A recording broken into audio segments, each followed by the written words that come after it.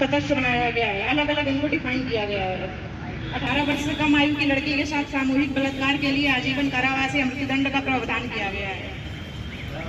और इसमें एक नया और जोड़ा गया है, झूठे वादे या जान पहचान छिपाने के आधार पर यौन शोषण करना अब आपराधिक कृत्य माना जाएगा।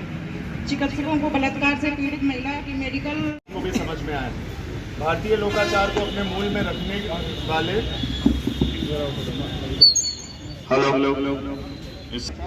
भारतीय लोकाचार को अपने मूल में रखने वाले नए आपराधिक कानून अधिक नागरिक केंद्रित बनाने की दिशा में बदलाव के प्रतीक हैं।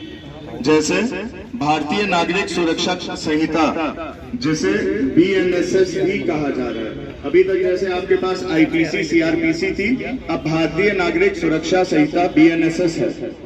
इसकी धारा 173 सब क्लॉज 1 में नागरिकों को मौखिक अथवा इलेक्ट्रॉनिक संचार EFIR यानी कि बिना उस क्षेत्र पर विचार किए जहां अपराध किया गया है FIR दर्ज करने का अधिकार दिया गया है। पहले यह होता था कि FIR में घटना स्थल जरूरी होता था, अब बिना क्षेत्र को विचार किए हुए EFIR का एक वो दिया गया है। BNSS की धारा 173 सब क्लॉज 2 सब क्लॉज 1 के तहत नागरिक बिना किसी देरी के पुलिस द्वारा अपनी FIR की निःशुल्क प्रति प्राप्त करने के हकदार हैं। BNSS की धारा 193 सब क्लॉज 2 में पुलिस को 90 दिन के भीतर जांच की प्रगति के बारे में पीड़ित को सूचित करना अनिवार्य है। BNSS की धारा 184 सब क्लॉज 1 में पीड़िता की मेडिकल जांच उसकी सहमति और अपराध की सूचना मिलने के 24 घंटे के भीतर की जाएगी। BNSS की धारा 184 सब क्लॉज 6 में मेडिकल रिपोर्ट चिकित्सक द्वारा 7 दिन के भीतर भेजी जाएगी। ये कुछ धाराओं का विवरण दे रहा था मैं।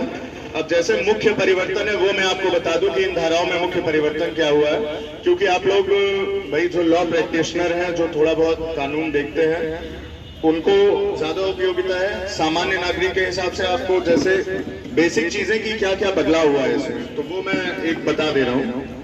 भारतीय न्याय संहिता BNS, ये जो पहले BNS अभी जो है भारतीय न्याय संहिता, वो पहले इंडियन पीनल कोड था, भारतीय दंड संहिता IPC, जिसको हम लोग सामान्य रूप से जानते थे। IPC अब हो गई है BNS। पहले IPC की धाराओं की संख्या 511 थी, जिसे अब BNS में घटाकर 358 कर दिया गया है। 20 नए अपराध जोड़े गए हैं। कई अपराधों के लिए अनिवार्य न्यूनतम सजा का प्रावधान के लिए सामुदायिक सेवा का प्रावधान किया गया है। ये नया है कि जैसे छोटे अपराध हैं तो उसमें सामुदायिक सेवा भी दी जाएगी। कई अपराधों में जुर्माना बढ़ाया गया है, कई अपराधों में सजा की अवधि बढ़ाई गई है।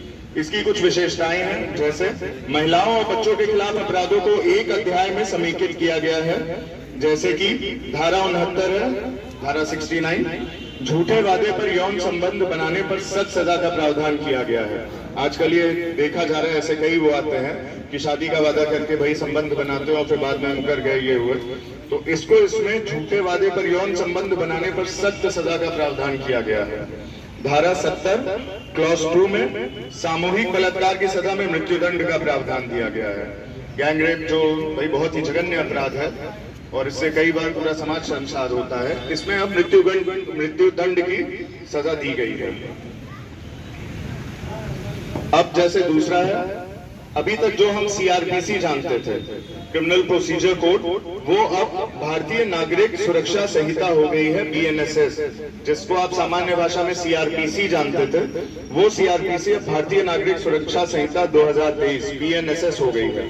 CRPC में धाराओं की संख्या 484 थी, जो अब बढ़ाकर 531 कर दी गई है। 177 धाराओं को प्रतिस्थापित किया गया है, 9 नई धाराएं जोड़ी गई हैं, 14 धाराएं निरस्त की गई हैं। इसकी कुछ विशेषताएं हैं, जांच में प्रौद्योगिकी के उपयोग को बढ़ावा, मजिस्ट्रेट द्वारा जुर्मानों में वृद्धि की गई है। पहले जैसे जुर्माने पुराने कानून के हिसाब से थे, उनमें अब आज के परिप्रेक्ष्य के हिसाब से जो मजिस्ट्रेट साहब द्वारा लगाया जाता था, उनमें मजिस्ट्रेट द्वारा जुर्मानों में वृद्धि की गई है। FIR प्रक्रियाओं और पीड़ितों की सुरक्षा